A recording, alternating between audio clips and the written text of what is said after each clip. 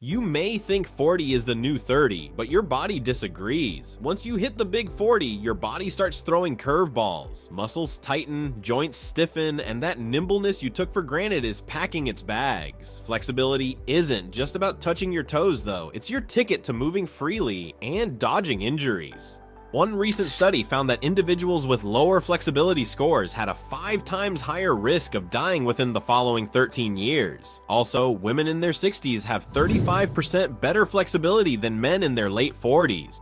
Besides, another study shows that even a 1 centimeter drop in your flexibility can jack up your injury risk by 6%. So if you're over 40 and think stretching is optional, it's time for a reality check. But before I jump into the stretches, I want to explain 2 more things. First, the distinction between mobility and flexibility. Flexibility is your muscle's ability to lengthen. Think about how far you can stretch your hamstrings when you bend forward. If your flexibility sucks, it feels like your muscles are made of cement. Mobility, on the other hand, is your ability to move through a full range of motion with control. Mobility can include being able to stretch, but in the context of strength, coordination, and joint function. Having flexible hamstrings doesn't mean you can squat deep with good form. That's mobility. The point is, you can be flexible but have trash mobility if you don't have the strength and stability to control your movements. And if both flexibility and mobility start slipping, that's when injuries, stiffness, and compensation patterns start creeping in. Now, here are the major areas where you lose mobility and flexibility after 40. First, your hips start to stiffen up from years of sitting, lack of deep squatting, and poor activation. This kills your ability to move freely, wrecks your posture, and puts extra strain on your lower back.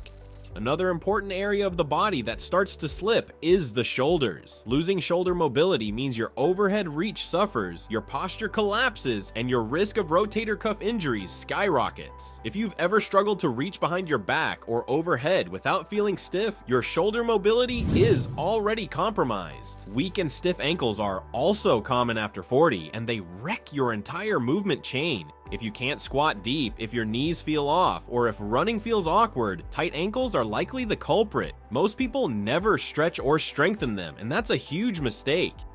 Then, your spine starts suffering around this age too. Your thoracic spine controls your ability to twist, extend, and keep good posture. When it locks up, your lower back overcompensates, and that's why so many people over 40 start getting back pain. Losing spinal mobility also destroys shoulder movement, making everything feel even worse. Finally, you're more likely to get tight hamstrings, but tight hamstrings are also likely weak. When you lose hamstring flexibility, a lot of times it's because your glutes and core aren't supporting your posture properly. This creates constant tension, leading to low back pain, hip tightness, and even knee issues. So let's get into the exact stretches that will fix these issues. First up, let's fix the hips, because if your hips are locked up, nothing else in your body moves right.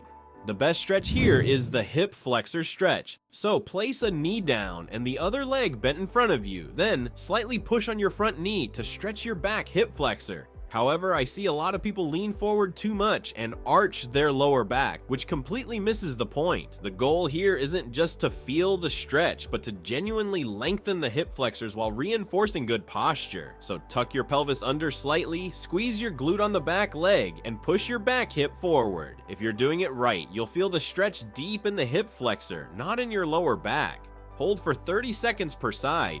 Do this daily, and within a few weeks, your hips will open up, your lower back will stop compensating, and your posture will improve.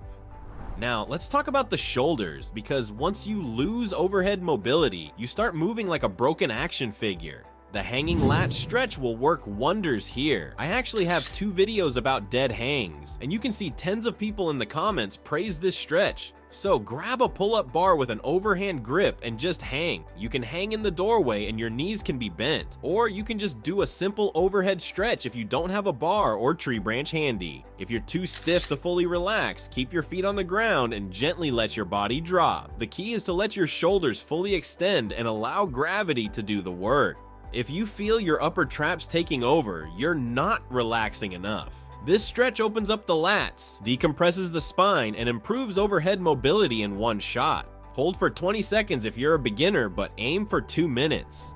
Next up, let's take care of your ankles. If they're stiff, you won't be able to squat deep, run properly, or even walk with good posture. The knee-to-wall ankle stretch is the easiest fix. Stand in front of a wall, place one foot a few inches back, and drive your knee forward without lifting your heel. Do 10 slow reps per side, and don't rush the movement, let your ankle open up.